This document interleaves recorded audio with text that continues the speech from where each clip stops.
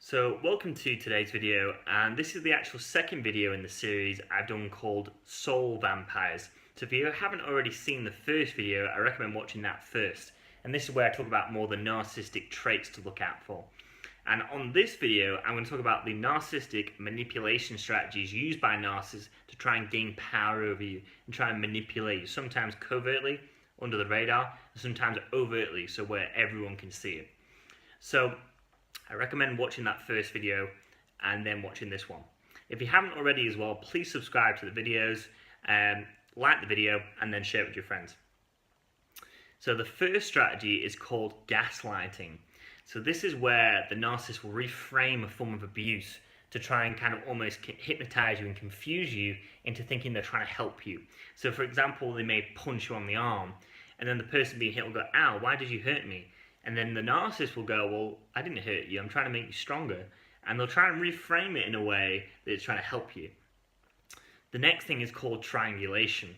So this is where if someone is in a kind of partnership or a romantic relationship with a narcissist, they will begin to compare them to someone else. And it creates this almost kind of trifecta. And they'll start comparing it to some outside source, and their partner will almost have to kind of compete with this outside source. And it's another way to get more, the narcissist will get more narcissistic supply and admiration and stuff like that. The next one is called a pity ploy. So this is where they use their own victimhood to try and gain sympathy from other people. So they'll say, "Well, you know, I didn't have a father growing up," or, you know, "I got abused in my last relationship and I was hurt and someone hit me," or, you know, "someone neglected me." And it's so they can actually gain that admiration and sympathy from other people. And it's usually kind of this elaborate, kind of elusive story, which isn't often true anyway. The next thing is the home court advantage. So this is where, typically this is more common, I think, in covert narcissists. So some people who are classed as a shy narcissist, they'll try and isolate their victim in a place where no one can see them, so they can take off their mask and just abuse their partner emotionally. The next thing is they'll try and let you speak first. So I've had narcissistic people where they phone me, but they'll be silent on the phone and they'll expect you to answer first, even though they've called you. Or I'll go into, say, the gym or a restaurant, and I'll go in, even though I don't work there, they'll expect me to initiate conversation first. And it's to try and detect your weaknesses. It's trying to see where's your baseline. Let me just see where your weaknesses are. And it also kind of invokes a little bit of fear. So the next one is pathological lying. They are masters at lying. They are so good at acting because their false self is so developed. They can very easily lie through their teeth without breaking sweat. So pay attention to that. They overwhelm you with facts and try and establish intellectual dominance. So this is where I've often seen this, for example, you often see this in psychology students. Now, if you look at a lot of psychology students, a lot of them are narcissistic. And because they haven't done a lot of work on themselves, because that would be an insult to a narcissist because they think they're already perfect, they actually try and bombard you with intellectualizing certain facts and stuff like that to kind of show that they know something more than you.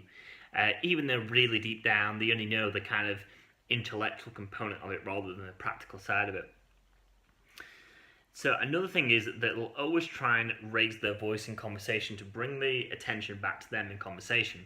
So this is where you'll see a lot of people talking and someone else try and take the conversation, and the narcissist will kind of raise their volume to try and bring the attention back to them. Very nice. So the next thing is negative surprises. So they'll often dump on you negative kind of consequences or negative information on you right at the last minute.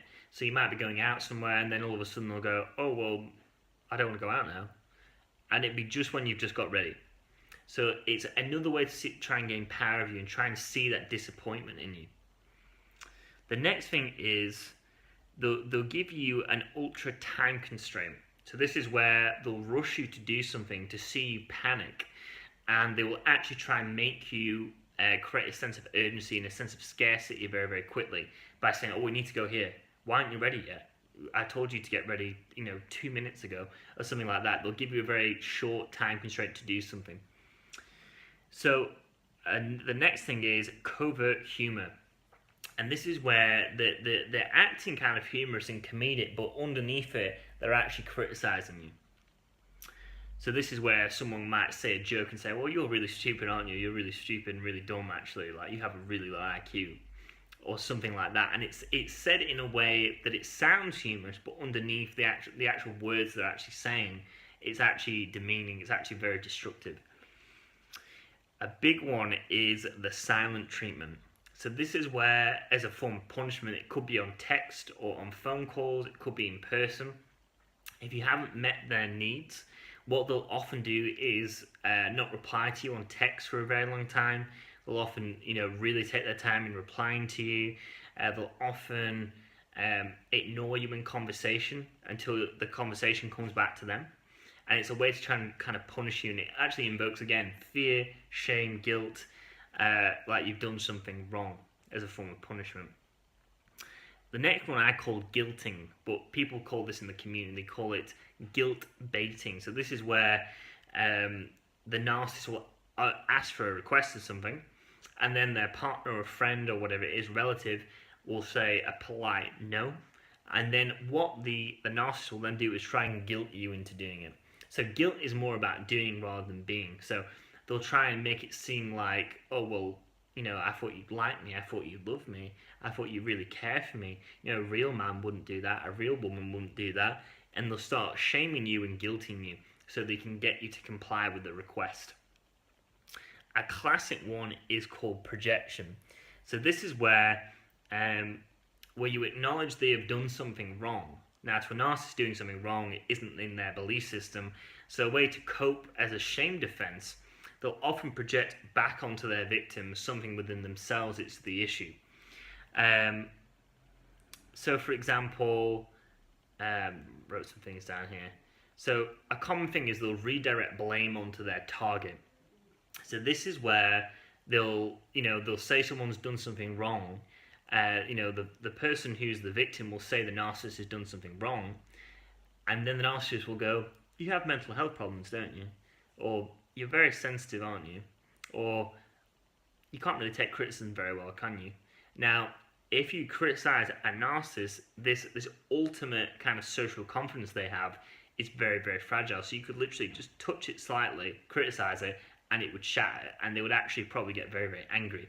So them saying, you're very sensitive to criticism, aren't you? That's a projection of their own issues with criticism.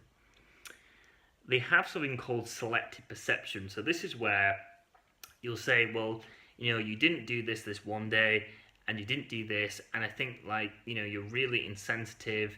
I think you're a bit kind of, narcissistic, and they'll say, oh, well, so I'm insensitive, am I? So you're never insensitive or anything like that. And they'll kind of miss the narcissistic component of what you've just said and just focus on one word or one part of it at the neglect of everything else you've just said.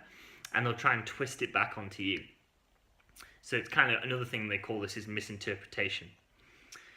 The next thing is nitpicking and moving the goalpost. So they'll say, well, if you really love me, you would do this. And then you end up doing that thing, where the goal is, where the request is, you end up doing it and saying, well, it wasn't really good enough, you really actually do this if you really love me. And this goalpost is always moving, the rules just keep changing, the narrative keeps getting flip reversed all the time. So you never know what to believe, and you're always trying to figure it out. The next thing is changing the subject. This is a really passive-aggressive form of conversational strategies where, so you'll bring up something that kind of hits a bit of a narcissistic injury in them, and it will trigger something in them. So you might mention something about parents or something like that, or you'll mention something about partners, or you might even mention about something about narcissism being cold, and they will try and flip the conversation to something else. So that's very, very common. A classic one where the narcissist isn't that manipulative savvy, or they're not particularly, they've kind of run out of all resources, and this is kind of the last call in their emotional weaponry is name calling. So where they'll just call you a shaming name. So they'll call you dumb, stupid, they'll swear, things of this nature. The next one is destructive criticism or destructive conditioning. So this is where they will sabotage you in your efforts to succeed. They'll say, well, you don't really want to do that. No one wants to do that. Or, they'll attack your passions. That's another thing. they'll look at the thing you love the most and they will attack that one thing to seem like it is the wrong thing to do. So then it becomes almost depersonalizing. They try and shame you for liking something. The next one, which I've definitely experienced a lot in my life, is called smear campaigns, and this is where the narcissist will actually band together certain individuals in your social circle and tell them almost a lie about you to seem like you're the abuser and they're the victim. So they'll say, he actually messaged someone the other day, he liked this girl's photo, he cheated on me.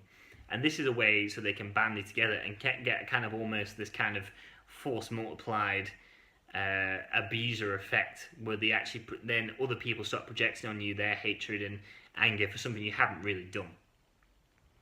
The next one is called love bombing, and this is usually in the first stages of narcissistic courtship, where to reel their partners in, they will often idealize them, they'll make them God, and they'll say to them, oh, you're so lovely, you're so beautiful, it's like you're my soulmate, classic one. And it reels this lovely person into the life of this unbelievably venomous narcissist. They often boundary test.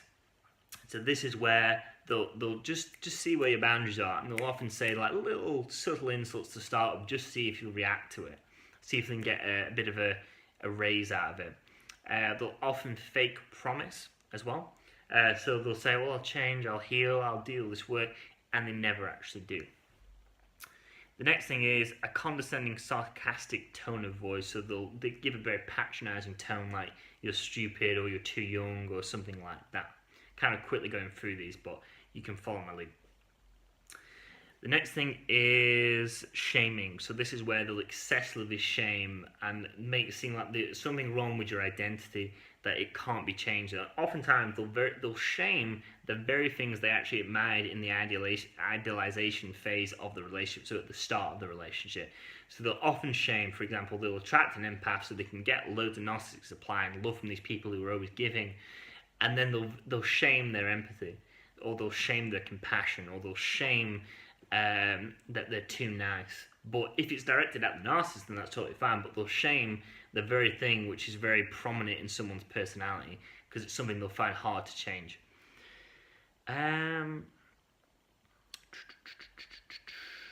Obviously control, that's a big thing. Everything all these strategies do is to gain control and power over someone so they can control, be the almost toxic puppet master. Because really in reality all these strategies are really, they're a toxic con artist.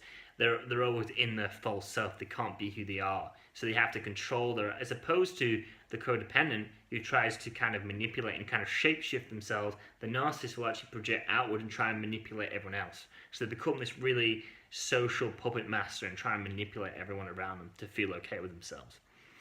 The last one is called re-idealization. So this is where, like I said, in the first phase of a narcissistic courtship, the toxic stages of narcissistic courtship, they'll often love bomb their victim, like, oh, you're so special, you're so sexy, you're so beautiful, never met anyone as nice as you, to try and reel them in. Once their partners catch on to all this and they say, well, fuck this, I don't want to be with this partner anymore, I'm leaving you, all their abandonment issues start to come up. And oftentimes, because they love that sugar, that kindness from that person, because it makes them feel makes them feel okay with themselves, that's their heroin. They'll often go back to previous partners and love bomb them again, so they re-idolize their person and say, well, I love you so much, please don't leave me, please don't leave me. And really this is their abandonment issues coming out, to try and pull them back in to their circle. So slightly longer video. Hope you've enjoyed that video. Very practical advice. Please like the video, share it with your friends, please subscribe if you haven't already. Please watch the first video and also watch the next video, which I'm going to do, which is going to be on narcissistic abuse victim syndrome. Hope you've enjoyed that and have a good evening, good day. Bye bye.